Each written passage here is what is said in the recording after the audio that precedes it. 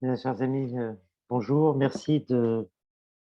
m'avoir fait l'amitié d'un mot de bienvenue pour ce colloque que vous organisez dans le cadre de la chaire UNESCO. Merci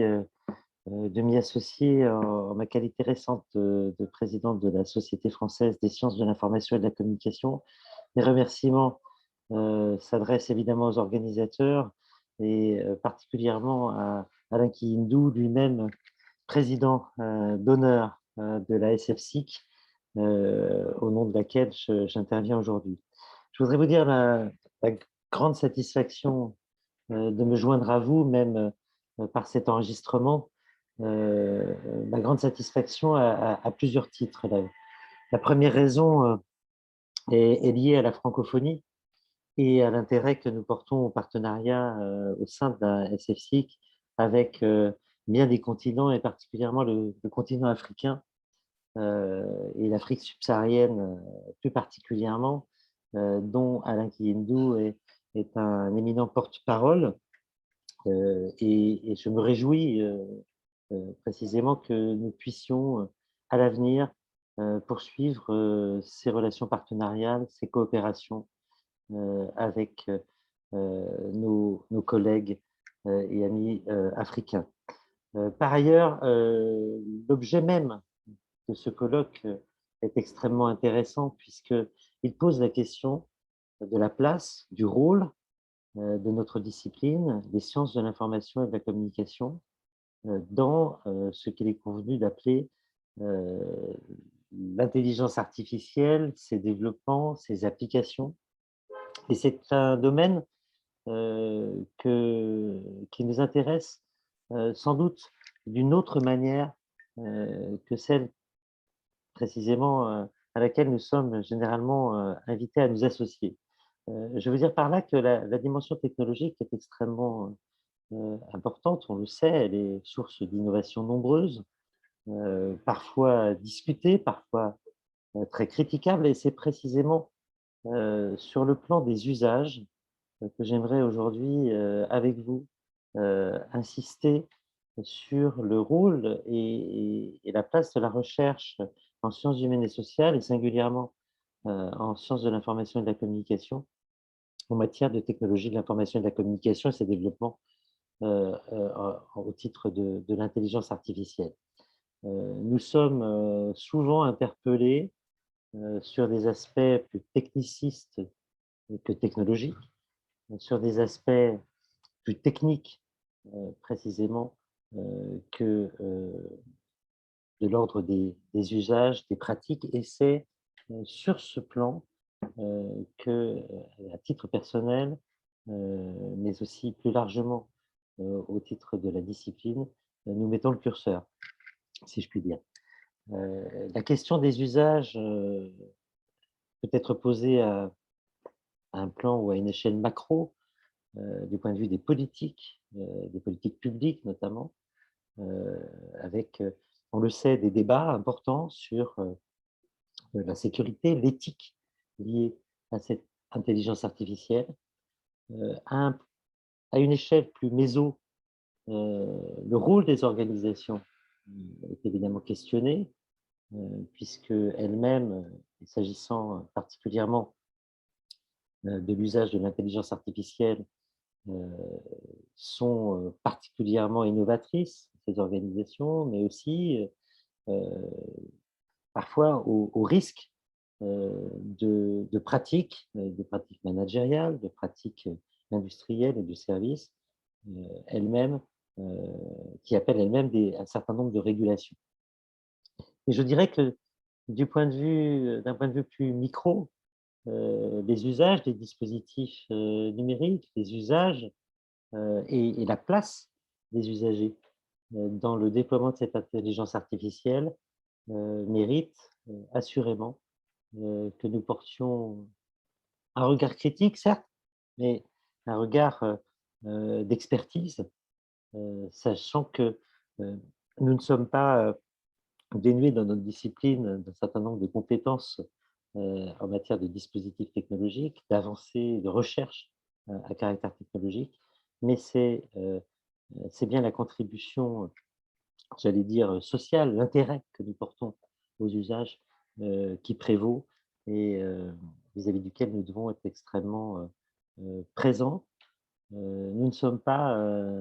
seulement j'allais dire, dans une relation de servitude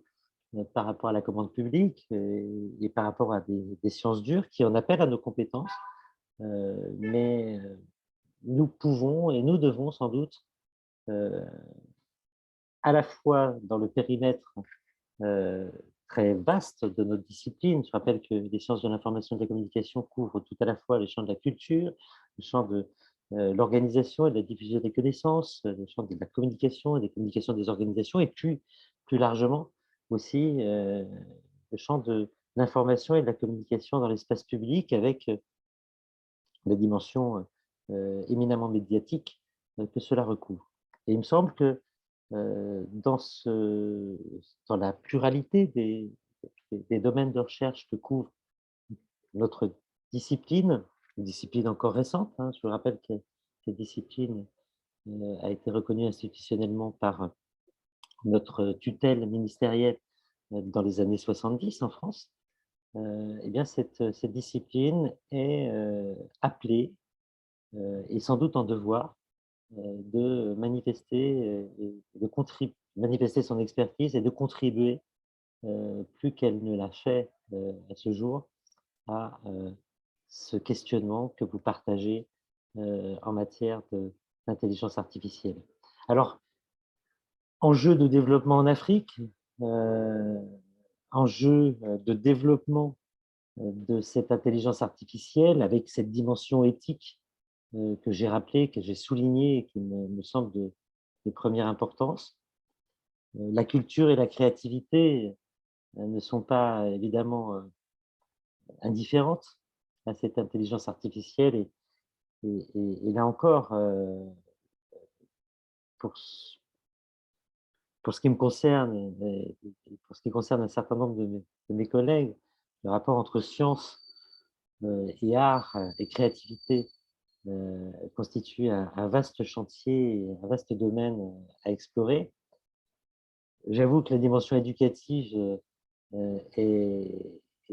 éminemment importante s'agissant de la formation de nos propres étudiants en sciences de l'information et de la communication, mais aussi de la réflexion que nous pouvons conduire. Et nous savons que la crise sanitaire nous a conduit à envisager la problématique de l'innovation pédagogique, jusque, et y compris dans les applications et les usages de l'intelligence artificielle. Voilà, je crois que les politiques publiques qui vont être l'occasion d'un certain nombre de tables rondes, de rendez-vous, de débats, sans doute de controverses, nous attendent, vous attendent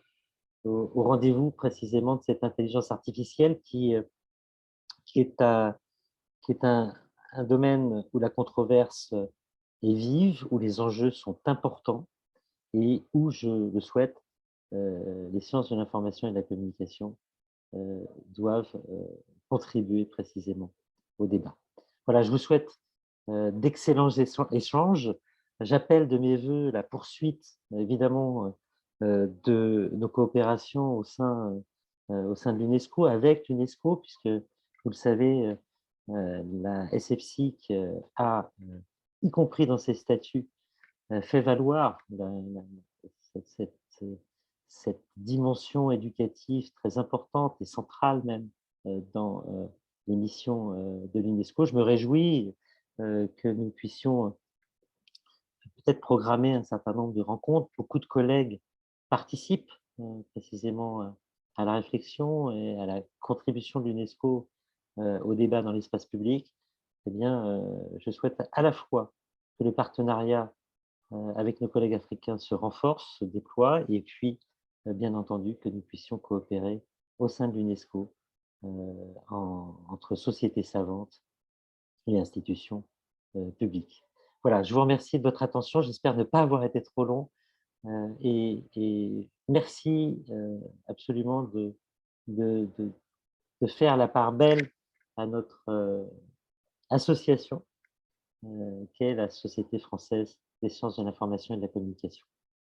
Je vous remercie.